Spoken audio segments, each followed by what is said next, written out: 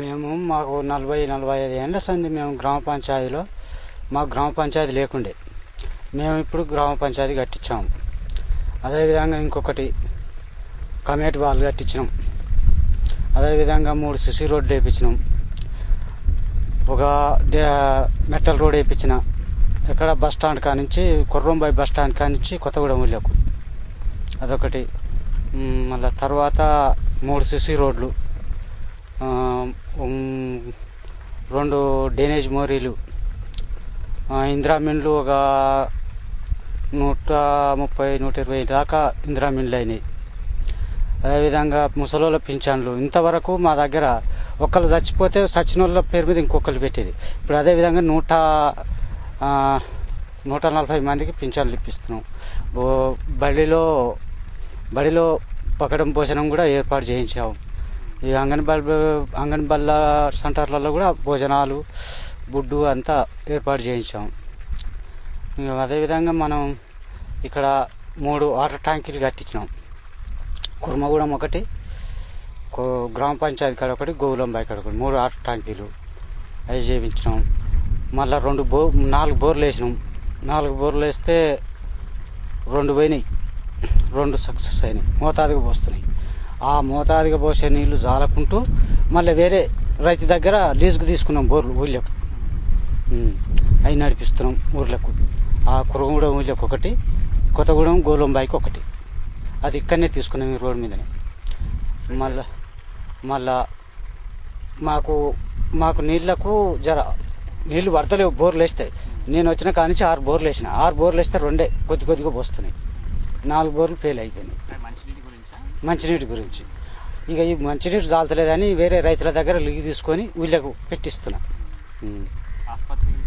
ఆసుపత్రి మా దగ్గర లేదు సార్. ఉన్నది, వస్తారు. ఇక్కడ పుట్పాక ఉంది. పుట్పాక సెంటర్ ఇక్కడ వచ్చి చూసుకుంటారు.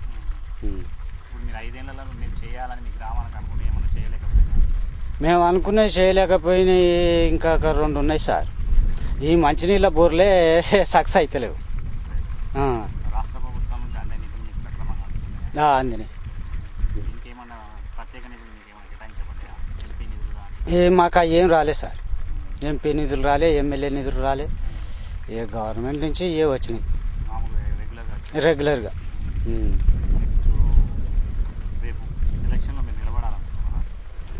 ఇక చెప్పలేము సార్. అది క్యాస్ట్ ఏ క్యాస్ట్ వస్తుందో ఎవరు ఏం చేస్తారో చెప్పలేము. ఇక అది మనం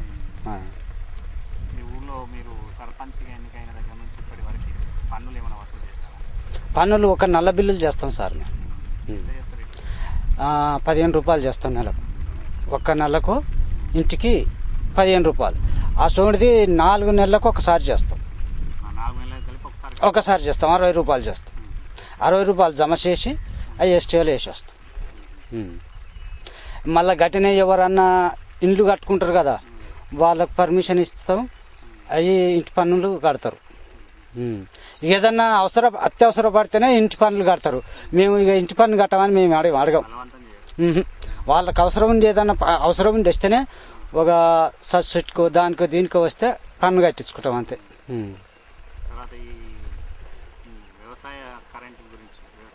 వ్యవసాయ కరెంటు గురించి మాకు ఇన్నొద్దులు 4-5 ఉండే మా దగ్గర.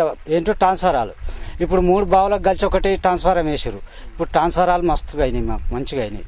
ఇక ఊళ్ళో కూడా కరెంటు లేకుండే మాకు. మేము వచ్చిన కానీ ఇక్కడ ఈ కాలనీ మొత్తం కొత్త పోలు లేపించిన 15, ఈడొక 15, ఆడొక 7, ఆ గూడెం వాళ్ళు ఒక 15, మొత్తం 30-35 పోలు లేపించిన.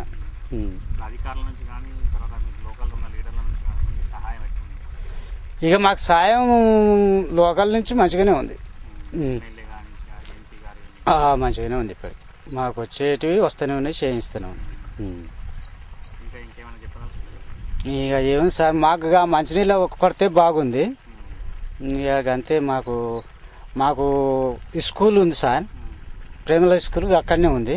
దానికి జర ప్రాబ్లం ఉంది. దానికి చుట్టూ పారు కూడా పెట్టియాలని అనుకుంటున్నా. ఒక 2 ఎకరాల హెల్ప్ ఉంటుంది.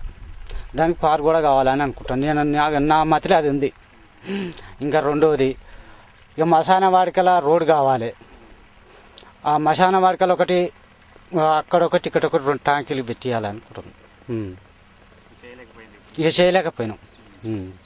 ఇప్పుడు కేంద్రం నుంచి వచ్చే ప్రత్యేక నిధుల కోసం ఏమైనా ప్రయత్నం చేస్తున్నారా? ఏం చేయలేదు సార్, వచ్చేటి ఏం చేయలేదు.